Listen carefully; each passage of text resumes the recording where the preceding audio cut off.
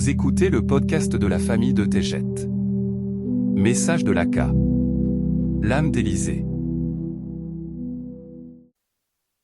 Bien-aimé de la lumière, il existe un prophète des temps anciens que beaucoup d'entre vous connaissent bien. Il est un ami et un maître de lumière originaire des Pléiades. Son nom d'origine est Ramadé d'Oziek. Et son étoile natale est Atlas. Il a visité la Terre à maintes reprises pour faire l'expérience des rêves éveillés de la dualité. Son dernier rêve a été vécu sous les traits de Charles Lindbergh. Dans cette histoire, il est connu sous le nom de Chevalier de l'air. Personne ne se doutait alors qu'il partageait des moments avec un être si puissant que ceux qui vivaient dans les rêves anciens se tournaient vers lui en quête de réponses pour leur survie. Regardez autour de vous, et vous trouverez peut-être une âme aussi lumineuse qui vous regarde en retour. Regardez dans le miroir et découvrez cette lumière en vous-même. Les récits de la vie d'Élysée rapportés dans les références bibliques sont connus de beaucoup. Bien que de nombreux récits ne soient pas exacts quant aux directives qui lui ont été données, de nombreux versets sont tout à fait véridiques et empreints d'une grande inspiration et sagesse. En ces moments, je partagerai avec vous les aspects qui apporteront lumière et puissance à votre être.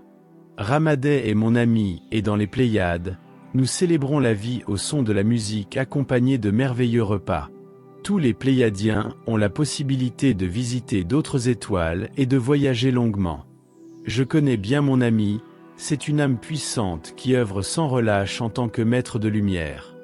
Il mène une vie merveilleuse, s'adonnant à la sculpture et jouant des instruments en cristal.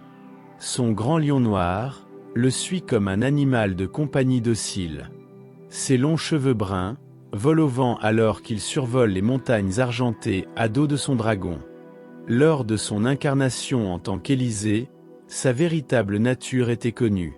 Il recevait des communications télépathiques, eut des visions et rencontra en personne des membres de la Fédération Galactique.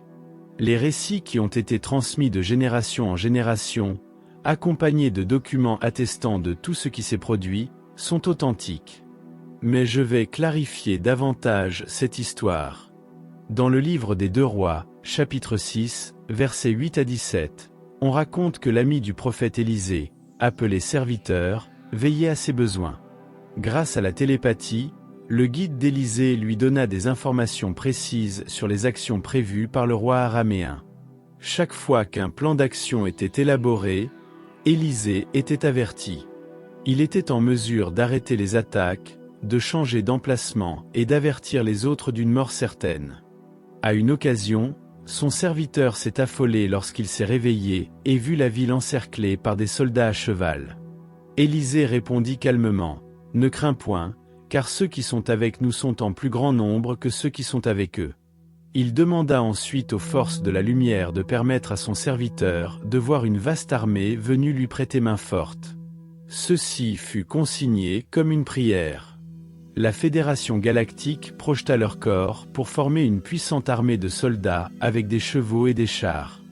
Les âmes animales arrivèrent sous la forme de chevaux géants se tenant fièrement aux côtés des soldats de lumière. L'armée du roi vit l'impossibilité devant elle. Soudain, les soldats de lumière émirent des fréquences pour aveugler leurs esprits et les plonger dans la confusion. Ils furent conduits à un endroit où ils récoltèrent ce qu'ils avaient semé. Dans la région de Samarie, en Israël, l'armée était prise au piège. Le roi d'Israël demanda à Élysée s'il devait détruire l'armée.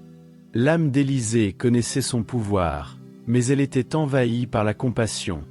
Il dit au roi d'Israël de leur préparer plutôt un festin, afin qu'ils puissent se régaler et se nourrir.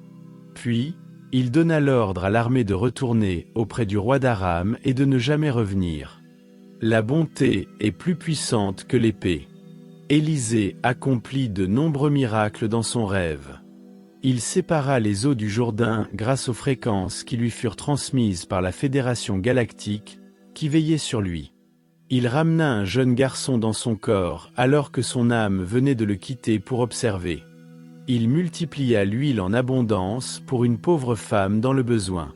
Il purifia l'eau pour que les autres puissent la boire et l'utiliser dans leur vie quotidienne. Il était un guérisseur et utilisait le pouvoir et la lumière de son âme pour transmettre des fréquences à autrui. Sa vie était belle et riche de sens, en harmonie avec lui-même. Vous êtes une âme incarnée qui vit sous une identité créée. Vous êtes l'avatar de l'âme. Ceci n'est pas votre premier rêve éveillé. Mais il est en effet le dernier. Soyez au service de la lumière et tirez en le meilleur. Eneki me Ea.